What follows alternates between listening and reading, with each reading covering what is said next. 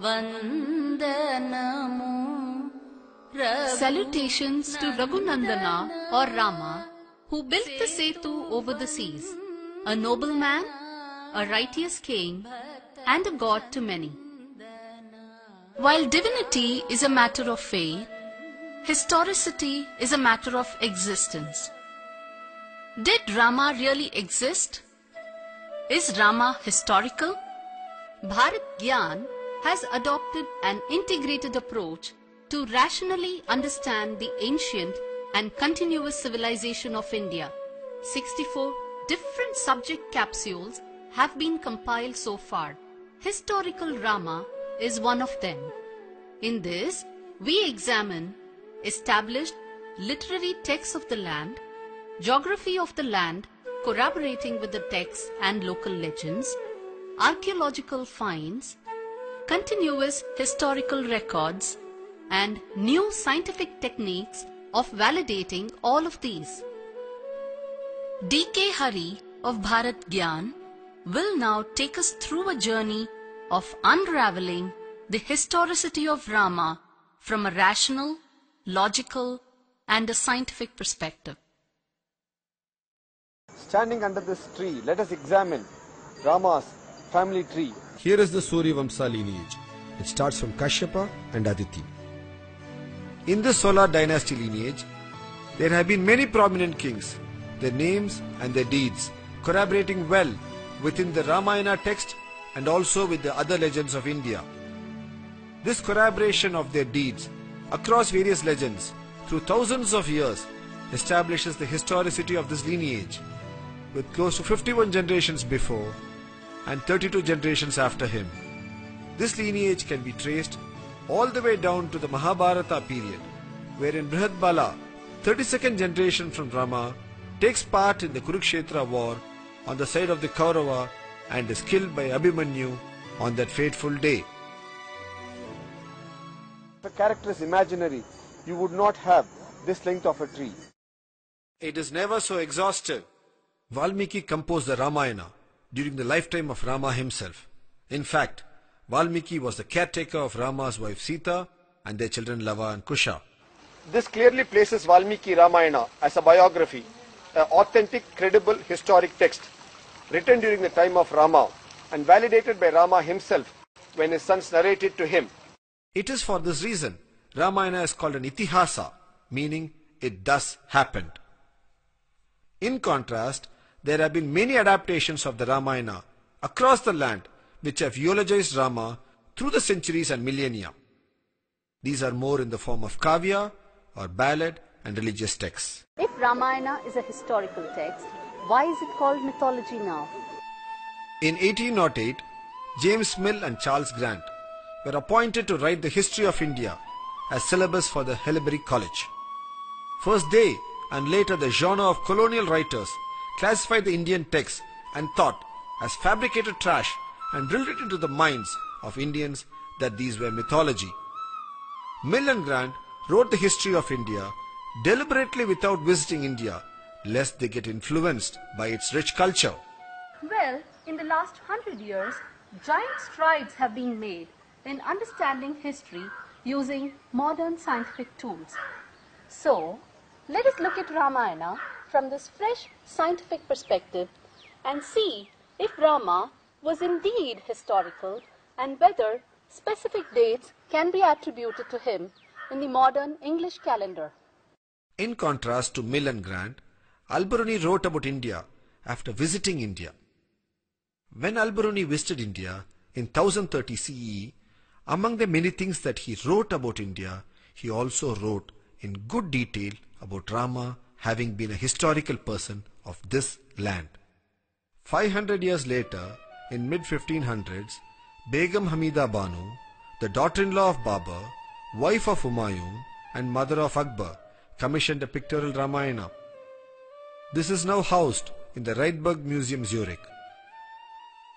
Hamida Banu was constantly on the run along with her husband Humayun, escaping from Sher Shah Suri. Because of this, she could relate to Rama and Sita in exile. It was also prophesied that her future-born son would become the emperor of India, and hence she could also relate to Kausalya, the mother of Rama. Her son Akbar, the Mughal Emperor of India, also commissioned a Ramayana during his rule. This is now housed at the Maharaja Savai Man Singh Museum in Jaipur. Abdur Rahim Khan Khan, a courtier in Akbar's court, also had a Ramayana compiled in the Persian language. In his poetry of Ramayana, every chapter ends with the phrase Khane Khanen.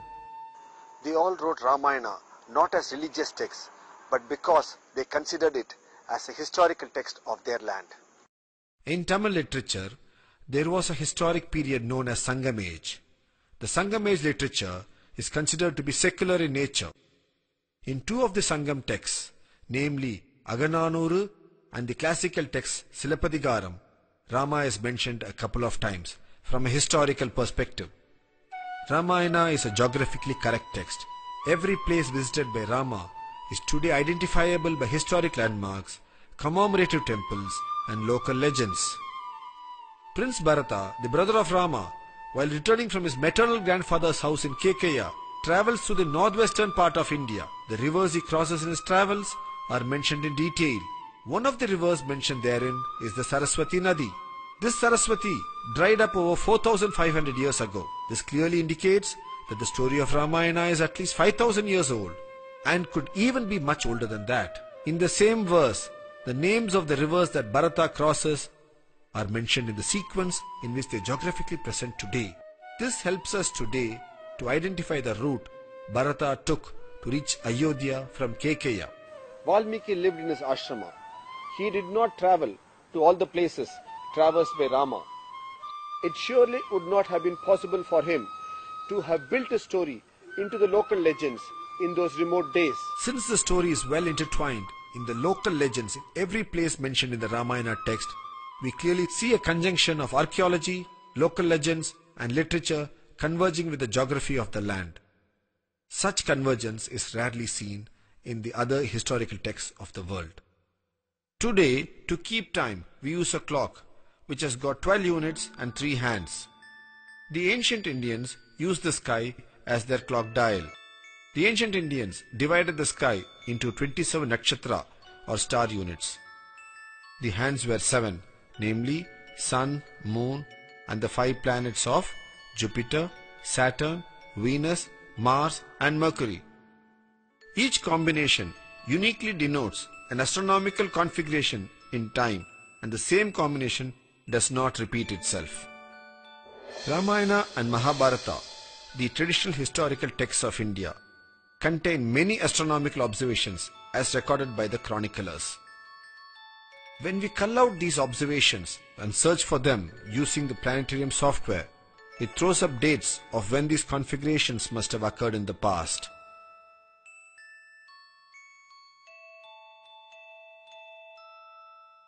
We shall call this technique of dating using culled out astronomical observations embedded in ancient texts as archaeoastronomy, as this technique of exploring the sky configurations in the past for events mentioned is akin to digging into the earth for archaeological evidences. In the Ramayana, a handful of observations have been mentioned.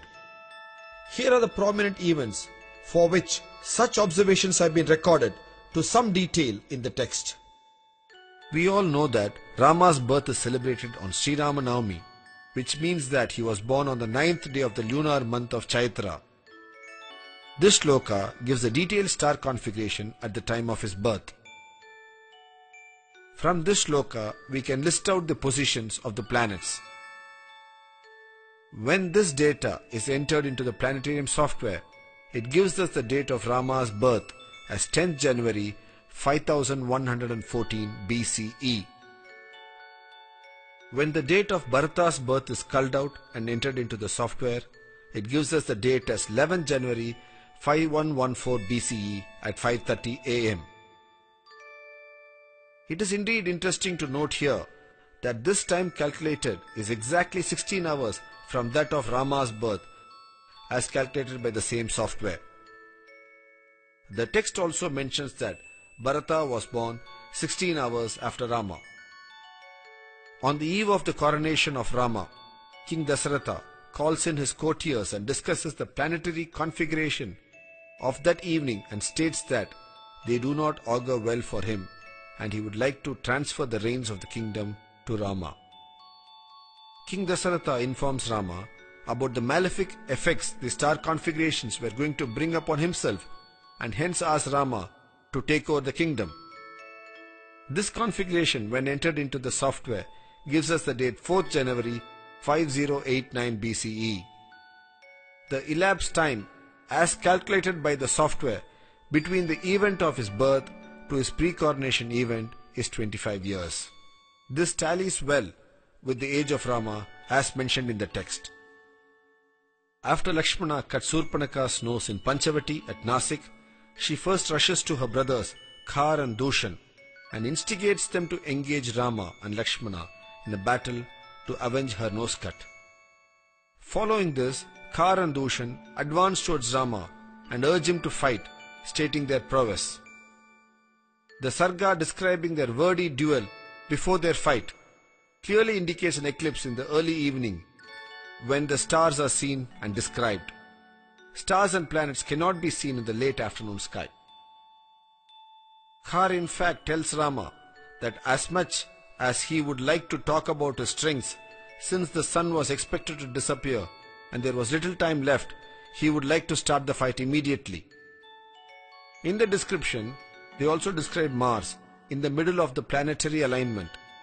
It is indeed extremely rare to see Mars in the middle of a planetary alignment. Plotting these rare planetary positions described for this event gives us the date of 7th October 5077 BCE. It is to be noted that independent calculations show that a total solar eclipse did occur in Panchavati, Nasik on that day at 3:10 p.m. In his search for Sita, Hanuman goes to Lanka and finds her in an Ashoka grove. Her face is described here as being forlorn and caught in an eclipse. Plotting the sky configuration for that evening, we can see that there was indeed a lunar eclipse at Lanka that evening, which is 12th September 5076 BCE. The dates thrown up by the planetary software are internally consistent with the sequence of events of the Ramayana legend. This fact of internal consistency gives a high degree of credibility to the dates calculated by the software. Let us now meet Sri Pushkar Bhatnagar of Delhi, who has done the pioneering work of astronomically dating the events of Ramayana. You see, India is a unique civilization. It has a tradition of recording events with astronomical observations. The advancement on science and technology is now opening new possibilities of exploring the past. What looked like impossible a few years ago, such as fixing a date for the events mentioned in the lifetime of Lord Rama, can now be done easily by using a planetarium software. This particular aspect places the study of Indian civilization at an advantage because we can go beyond the normal archaeological evidences which have been so far the mainstay of determining the Indian history. This is the planetarium software which is capable of generating the sky view on the desktop for any day in the past or in the future. I have used this planetarium software to give dates to the astronomical data available in Valmiki Ramayana, and by this method I have arrived at the exact dates for many events in the lifetime of Lord Rama. The fact that not only one planetary combination but an entire sequence of the astronomical data tallies is a self-corroborating proof of the accuracy of the recordings and the correctness of the finding. It has taken lots of efforts